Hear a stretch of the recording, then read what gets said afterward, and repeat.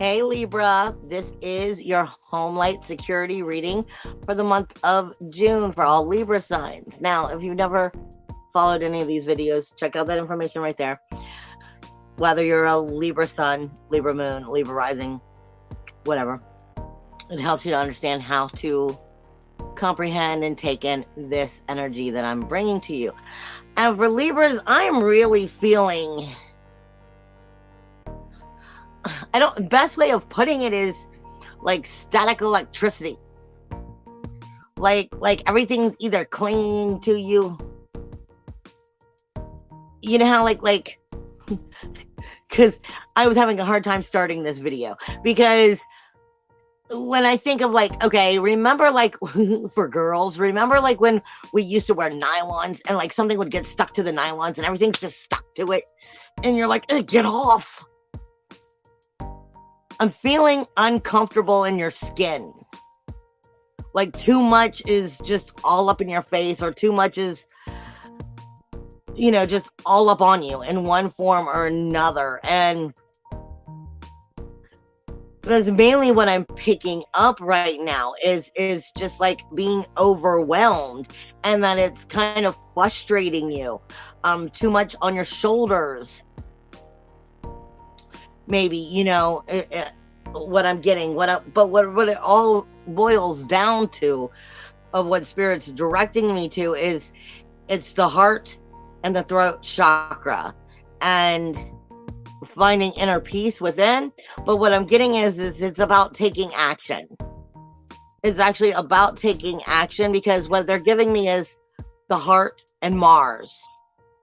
And this could go in several different ways. It could be, you're not taking action verbally, because they're also giving me the throat chakra. Verbally, you're maybe not taking action. You're not speaking from your heart. You're not sharing, what is really important to you. It may be insecurity also on a different level of where you're over judging, you're over analyzing, and what you're accidentally doing is paranoia or frustration of everything that you're holding on to, trying to perceive, trying to figure out, maybe too much weighed down. Is either you're not speaking from your heart, you're not slowing down and listening to what your heart is wanting you to do, what's best for you soulfully, and what you truly desire, and then you need to take action in it. Or it's insecurity about not knowing what action to take. And then it becomes, aggressively frustrating. Either way, the unsurety and the not trusting in yourself is allowing that static electricity, to all stick to you. And it's going to bring the vibration down. So what they're saying is stop putting on so much judgment on yourself or the situation. You're maybe too focused, too much in the moment that you're missing the moment.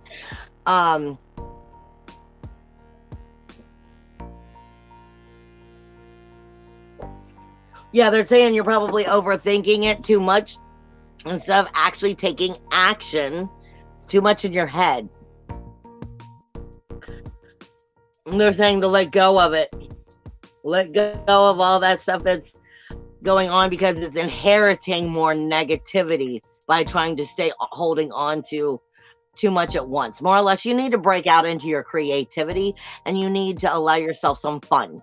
You need to allow yourself some, I don't give a crap, just not I don't want to say fuck it attitude, but you need fun time, play time, some, inhaling healthy, positive, happy energy time. And then that's going to balance you back out. Some of you are also holding on to some disappointment and relationship grief.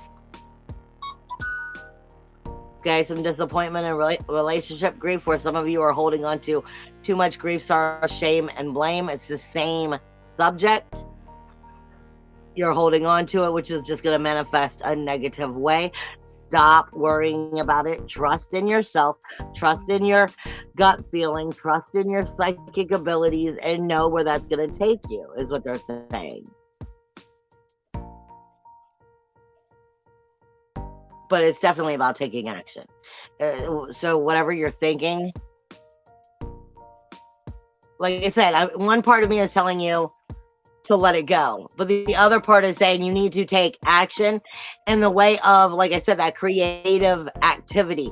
If you're stumped, admit you're stumped and be creative and go out, and have a little bit of fun time, because that's how these things tend to work themselves out. If it's because you're afraid to take action, then no, you need to take action. It's that simple.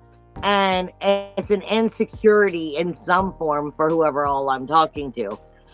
That is just something you are overcoming. Let me see what the cards have to say. But they're also saying some of you, it's being inflexible and not really speaking with authority. You may be spitting out stuff, but it's not coming out with, powerful authority. They're asking you, like I said, again, they're asking you to step back and go at the pace that's best for you, not the pace that you want it to go at. Because that's going to make all the difference. Let's see. What does the cards have to say? Libra.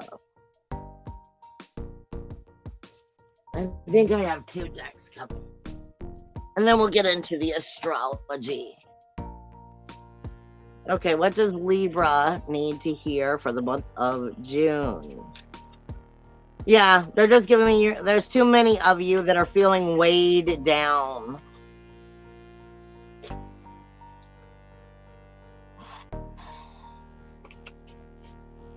Acceptance.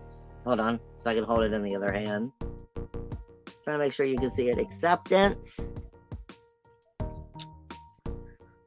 And in this card here, this is root chakra, but this is a guide that's actually helping them, or a spirit from the other side that's helping them and trying to help them feel secure and giving them a hug. Let's see what else, because I know the other deck's going to have a lot more to say. This deck doesn't say as much, but this is a good, flat line of letting us know where to start. What does Libra need to hear for the month of June?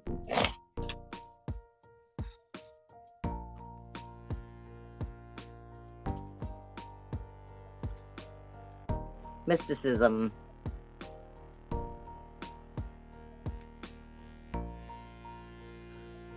I feel like this is just saying, you've got to be more open-hearted.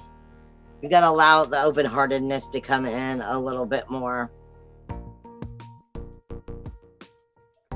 Was this for them? But yeah, there is some mischief here. There is some mischief. There is probably some lies, some deceit, some denial. Whether it's you or somebody's trying to mislead you, because that was trickery.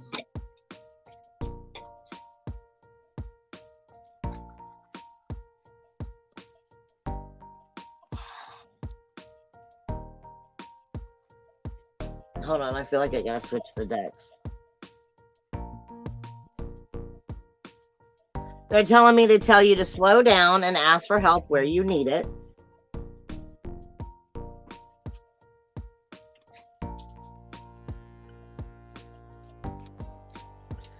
Because it will shift the manifestation. It's good to receive help.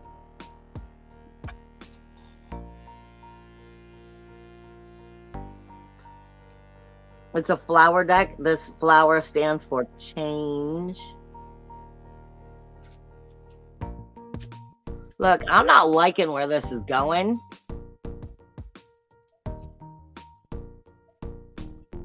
I'm not talking to you guys. I'm not liking where this is going because I'm very confused about how it's coming out. They're saying it's something to do with spirit, magic, and change. But like I said, the trickery is what threw me off.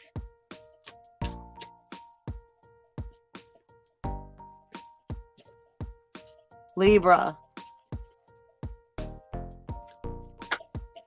Can you validate the trickery?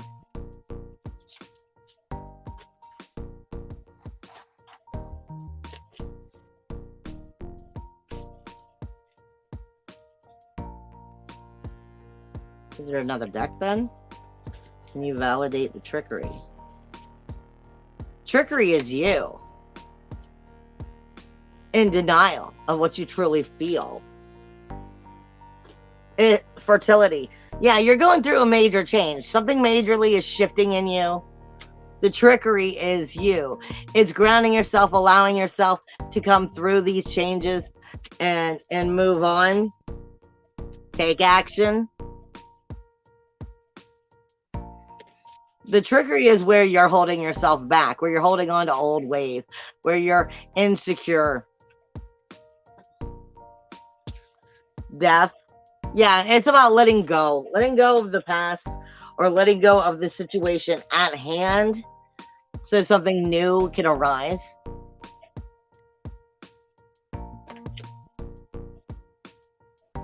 Because it's going to bring peace. Something is more or less dead or done with, and it's time to let the dead be with the dead. It's time to move on to a new chapter, a new situation, and you're doubting it, you're questioning it is what I'm getting, and it's time to just stop that. All you're doing is getting in your way, causing things to move slower, and just as they say a lot of times, give it up to God, give it up to Source. Know that it's time to take action, get back into your own creative juices, your own fun, your own play. Allow your own higher soul to communicate with you as to what you truly do desire, what you truly want, and take actions in that instead of trying to talk yourself out of it is really what I'm getting. Because, yeah, it came together, gossip and growth. You got too many people in your head. Maybe you've asked too many people, but it's time to not worry about what these other people think, say, do, want. Screw them. It's about what you want, what you need, where you're growing to, and they have their own growth to do. Is there anything else here? Yeah, because I felt like, you know, like when you walk through a spider web and it's just like all on you can't get it off. When I was starting it, that's how I was feeling. I was like static electricity, like everything's just sticking to you. And it's just too much going on in the mind without any actual action, that you're just manifesting too much to you that's not necessarily working for you at the time. Follow the path. Perseverance is going to come. Perseverance is going to come. You're going to follow your path. You're going to come through this. Everything's going to be great. It's going to be a whole new chapter. You just have to let it go. I'll move on to, yeah, because the only thing is here is trickery. Trickery can also be, you know, coming into the higher dimensions and realizing how easy it really was. The quest.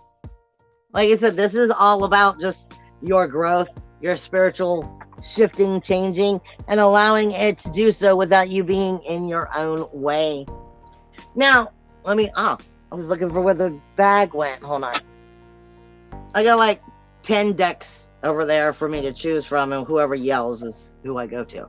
And then they're all kept in a bag, so I don't know what deck I'm going to be pulling up, because they never end up in the same bags. Anyway, let's get into the astrology.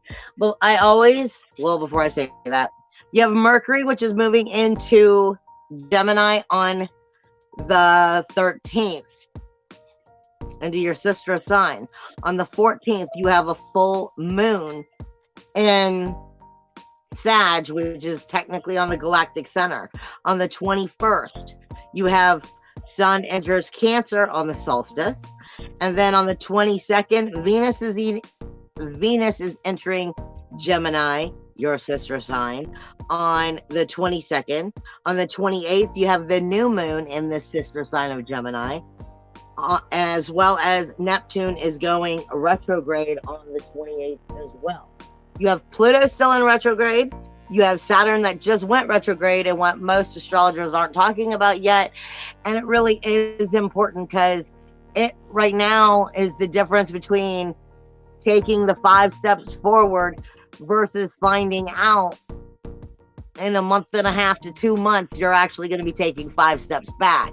So this is all about making sure you're getting ahead, you're on point, you're, in balance, so that when these energies start to take place in the next month and a half, you don't go backwards. You're actually already did the work. So it's important that you understand that. Now, let me explain as I get into your astrology. I typically start wherever the sun is. But I'm going to start for you actually in Taurus, which is right in, well, actually, no, I'm going to start where the sun is. So we're starting in Gemini, which is your sister sign. And for you, this is your 9th, I think. This is your 9th house. So you're coming into higher levels of spirituality, starting to become more illuminated and really getting right with your ethics, your morals, with your higher education, your higher self, starting to understand a bigger perspective here behind philosophy, the learning, the ideas, trusting in your intuition, trusting in your psychic abilities, trusting in you. I always say that the 9th house is technically where the higher self hides. And on a universal scale, that's the Sagittarius energy. But for you, this is Gemini, which is also very Jekyll and Hyde, very logical or emotional. Typically, Gemini, that's one of the reasons why we call it Jekyll and Hyde, is because the Gemini energy is Jekyll and Hyde, meaning we're either all emotional about it or we're all logical. The twins are the twins because they're supposed to be balanced, but usually they're not.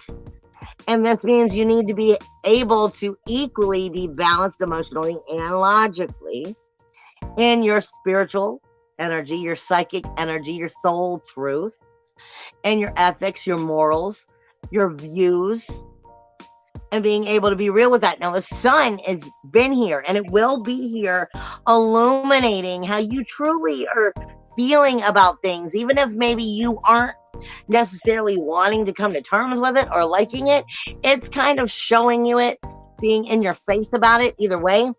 And it's going to be continuing to do that, in a sense, right up until the sun moves out on the 21st. However, that's only going to shift. The sun's not going to be illuminating it with this whole, the sun's not illuminating it with a shit ton of help, is what I'm trying to say.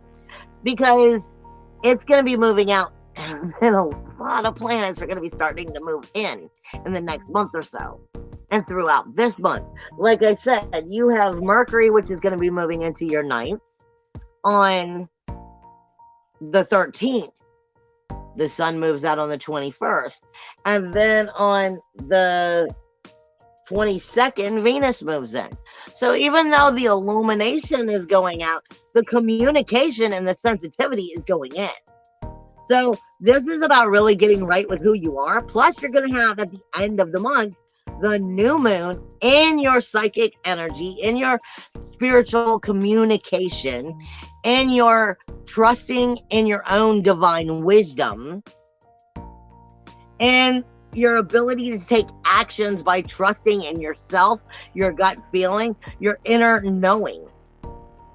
And where do you want to take that? Because Venus, like I say, is not love. Really hate astrologers when they put it that way. Venus is your sensitivity, emotionally, mentally, spiritually, physically. She tells you when you are walking down the wrong road emotionally. She's telling you when you are walking yourself into more negativity. When you get cheated on, or lied to or betrayed. The pain and the hurt that you are feeling is Venus telling you that you shouldn't have trusted him, or that you knew better. And that's where we beat up on ourselves. But Venus equally tells you, how to caress it properly and be able to speak what you want so you can get what you want. She teaches you how to charm. She teaches you when you love something, why you love it. But she also teaches you when it's betrayed you, when it's hurt you, why you want to understand not to allow that to happen again. And this is talking about trusting in yourself, trusting in your own higher self, trusting in your own inner magic, your own spirit, your own consciousness, and having opinions that are your own and standing firm and believing in them instead of being swayed to create balance for everybody else. This is about finding it for yourself and understanding it. Now, the kicker is the full moon in Sagittarius is going to be taking place across from where this new moon is going to be taking place. So a lot of what's going to be coming up at the full moon on the galactic center is going to be illuminating to you where you're not following through, where you're listening to others, but you should be listening to yourself, where you're trying to make harmony and balance for others, but you're not making it for yourself, where you're not letting the higher soul lead the way, but you're paranoid about ego. And I'm saying it this way because it's the galactic center. It's the most abundant of abundant, and it's across. And for you, it's in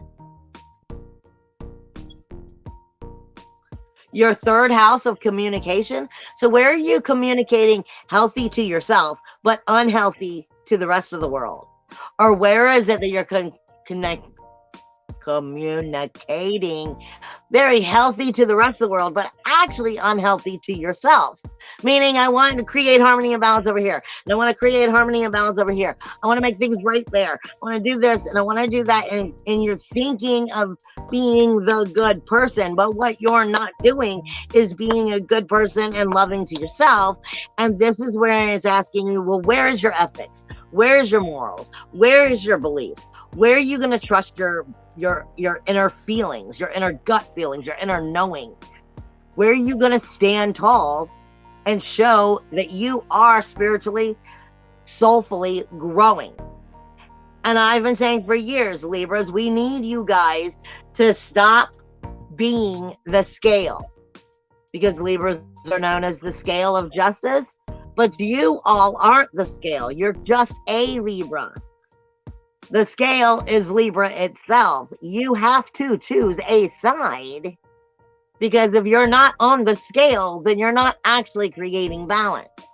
So this is saying put yourself in the equation and making sure that what's happening with this full moon helps you understand where, in part, maybe you're getting pieces wrong, so that you can correct it come the new moon in Gemini, in your sister sign, in your psychic ability, in your soul self, in your spiritual self, and start learning how to communicate more healthy with yourself.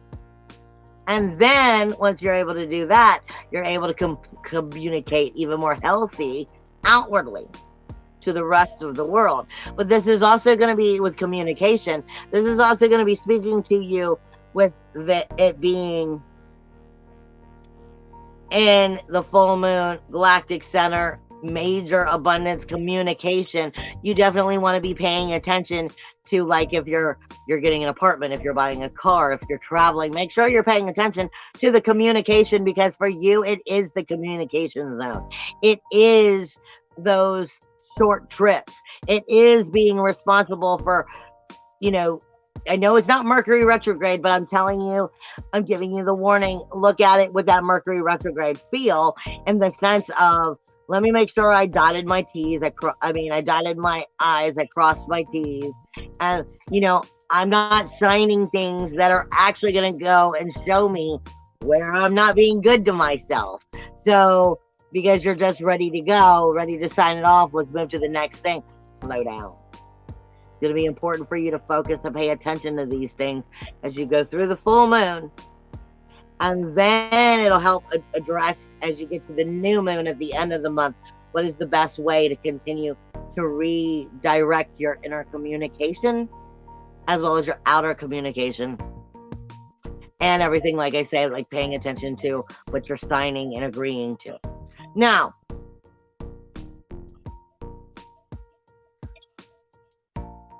the sun is going to be moving into your 10th house after the 21st, right here at the solstice. It's going to be moving into Cancer. Now, the thing is, your 10th house is your honor, your reputation, your prestige. It is your professional outer world. It's the financial success, your social foundations. And this is why, in a form, it's important for you right now to make sure that you're putting yourself on that scale. Because Cancer, which is your 10th house, is a very feminine energy. It's a very loving but crabby energy. It's funny how it's that way. It's nurturing and wanting to look out for everybody else.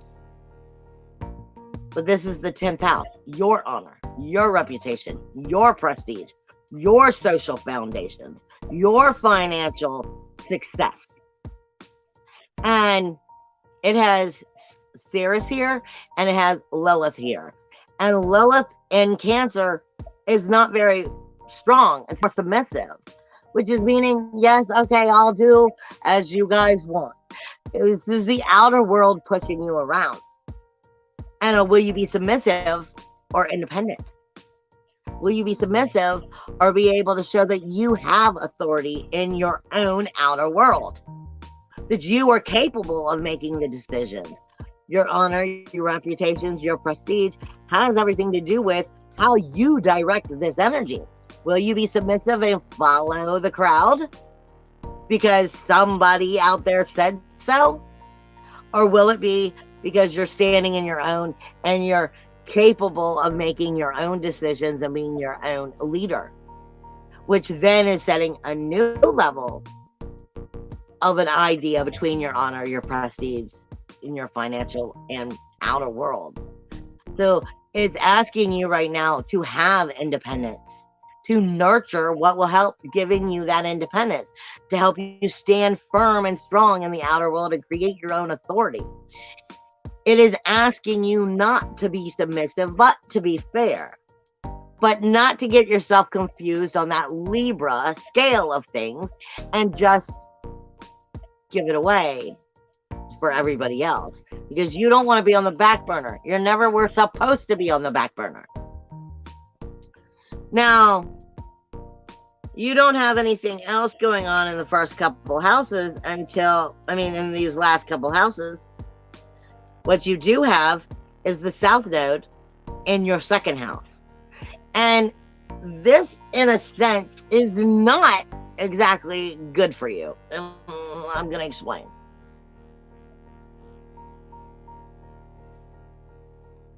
The South Node is everything that you're really good at, but it no longer serves you.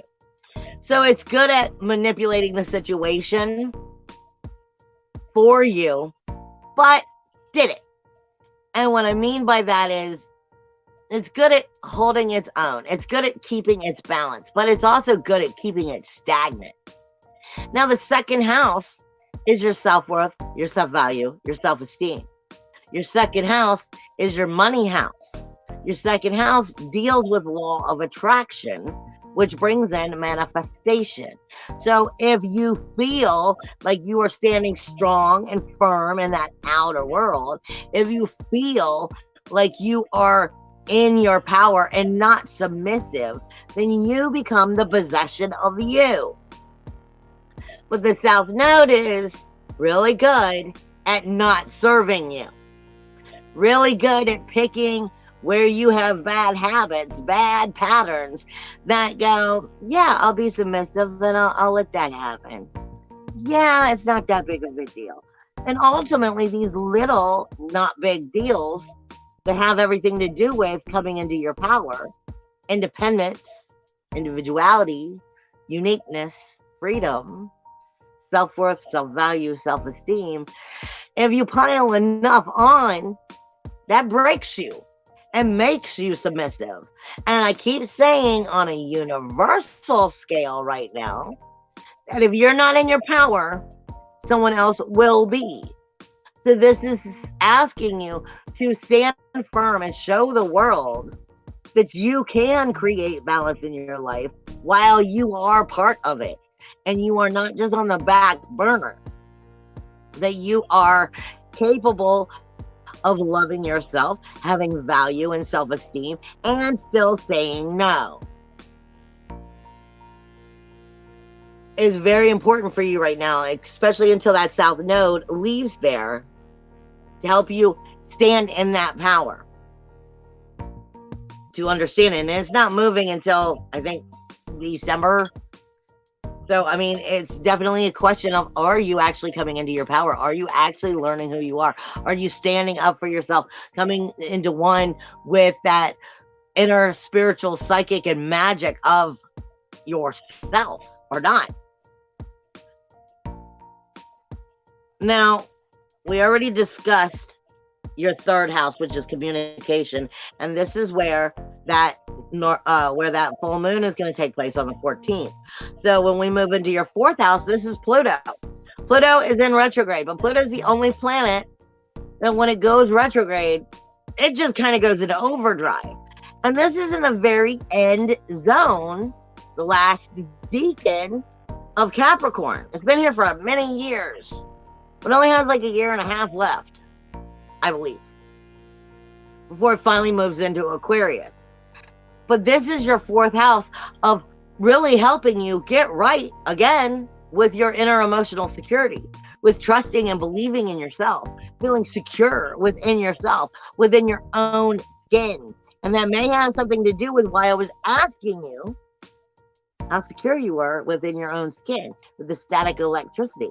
This is at the end zone of these lessons. Pluto in your fourth house is asking you to get right with your inner emotional security.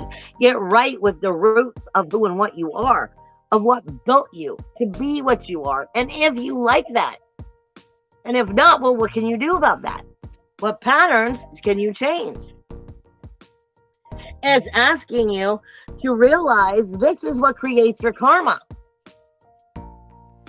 Pluto is death, decay, and destruction for renewal, rebirth, regeneration. So this is begging you to put yourself first. This is begging you to be a little bit self-centered. This is begging you to give yourself the acceptance and approval and love from yourself first. Building inner emotional security, which ultimately shifts your manifestation times 3. Okay, so that's a good thing, but it's definitely going to keep whacking you and asking you, well, where are you not nurturing it quite properly? So that I can kind of like a cat with a ball, bat it around and go, let me help you learn. That's really what that is. Now, your fifth house is where Saturn is in retrograde. And for the most part this month, it is definitely questioning your relationship zones. The outer world zones. Saturn is rules, walls, and boundaries. He's also the skin itself and feeling comfortable in the skin, in your own skin. Saturn in the anatomy would be the bones, the skin, the nails, what separates you from the outer world. So in a form, that's what I'm saying, it really is the skin, being comfortable in your skin. But in that fifth house, it's asking you, are you enjoying this life? Are you having fun? Are you getting to express your inner creativity, your inner expression, your inner child, your inner hobbies, art, sports, the things that make you tick, the things that make you enjoy being part of this planet. It's also where usually, people meet their lovers because they're able to connect in things that they enjoy. Are you able to have time to enjoy, to truly enjoy, breathing and what you're doing in your life? Because if you don't, if you have those work environments or all these other people, I mean, you're always going to have deadlines you have to meet. You always have Tommy's got to be picked up at soccer practice. You always have these things that you have to do. But it's also just as equally responsible for you to be responsible to yourself and make sure that you're taking time for your own inner kid, your own fun, your own play. Because ultimately, at the end of the day, if there's no fun, there's nothing that you're enjoying, you're just getting by.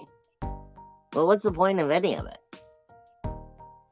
This is asking you, are you setting the proper rules, walls, and boundaries to be able to create time for you and for that to express and explore what it is that makes you tick, makes you happy, makes you want to be part of this life, and have time for the people who want to do those same things.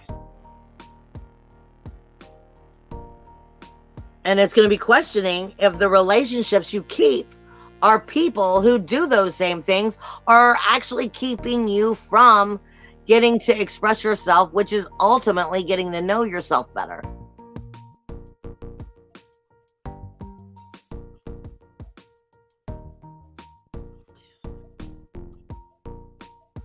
Your 6th house is where Neptune is going to go retrograde.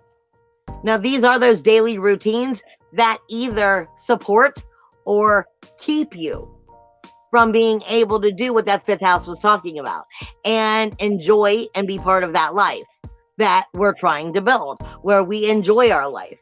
Well, you're talking about Neptune here going retrograde. Neptune is the ability to spark the fire of the soul. So are you sparking the fire of the soul in your daily activities? We have our daily activities from the moment we get up, we take a shower, we brush our teeth, we eat lunch, we go to work, we do this, we do that. What is it that in these routines support us getting there? Most importantly, that 6th house is your daily mundane tasks. And I can't say it enough times. The mundane is only mundane because you overlook it, because you do it so much.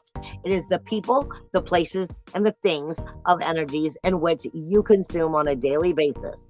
And these people, places, and things that you do, you don't only consume its energy, it consumes you.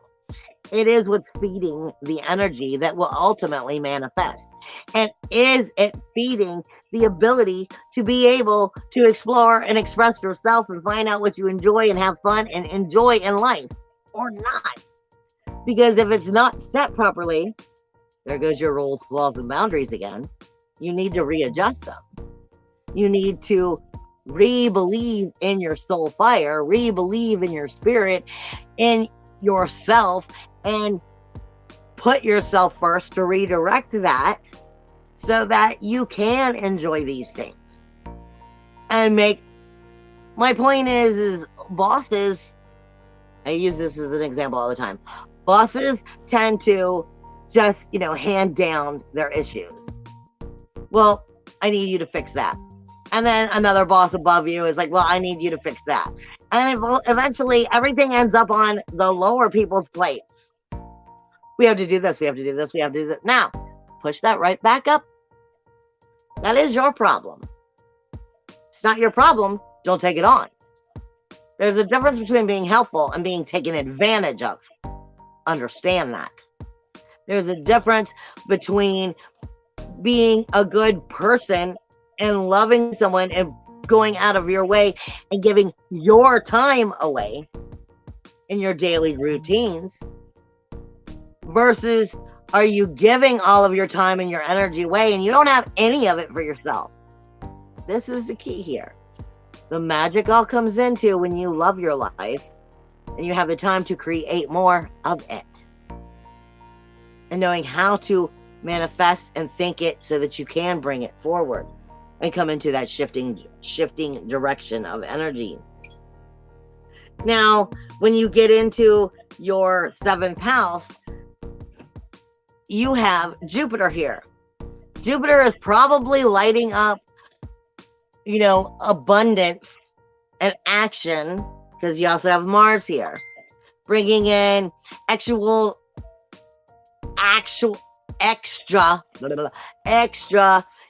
sexual energy, extra feeling good about yourself, extra relationship.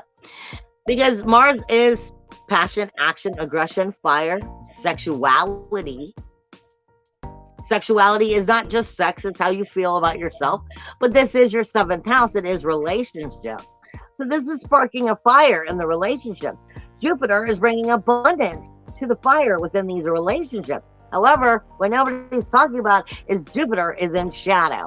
So is it giving you false relationships, false fires? Make sure that you're paying attention to the intention behind these relationships and where they're redirecting your energy. Plain and simple.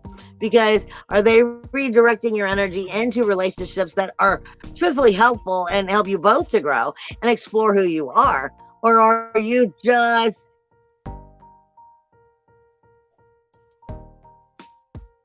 a good time?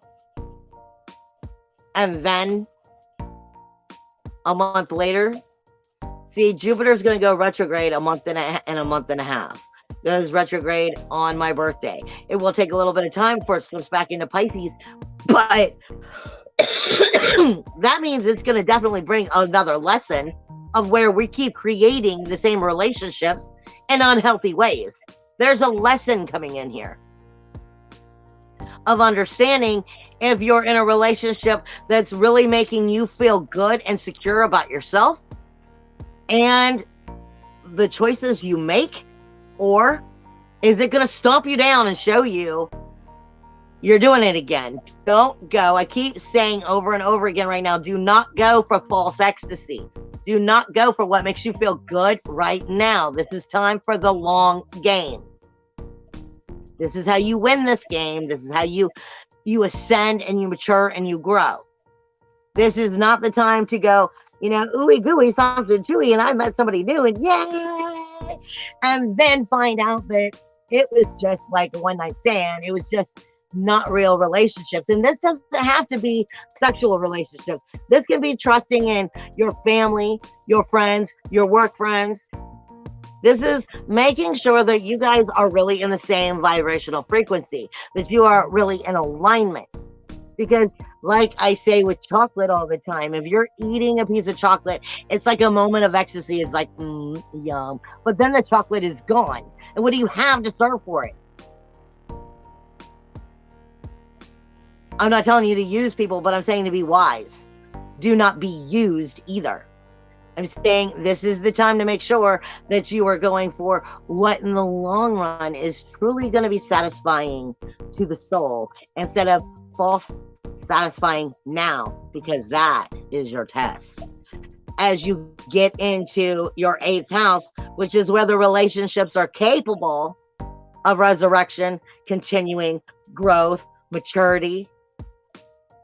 You have Venus here, you have Uranus here, you have the South Node here, the North Node here. You have Mercury still here until the 13th, and you have Pallas here. And it's questioning Saturn in your 5th house of taking the right time to believe in yourself and to find out what you enjoy. And then it's questioning your self-worth, self-value, self-esteem. So this is what I'm saying. Don't be misguided right now by these relationships, because there's a lesson here of making sure that you are equally balanced, that it is fair, it is just, and that you're not creating false justification. Because what you'll create is another lesson for you to learn that you weren't standing in your power, you weren't loving yourself, you weren't creating balance. And what you was creating was something that's in the wrong place at the wrong time, trying to hold on to it. And that's part of exactly what the cards were saying. Let it go. If it's meant to be, you'll be in sync. If it's meant to be in the same vibration, you'll be in the same vibration. But take your time. It's not the time to rush. I love you. Bye.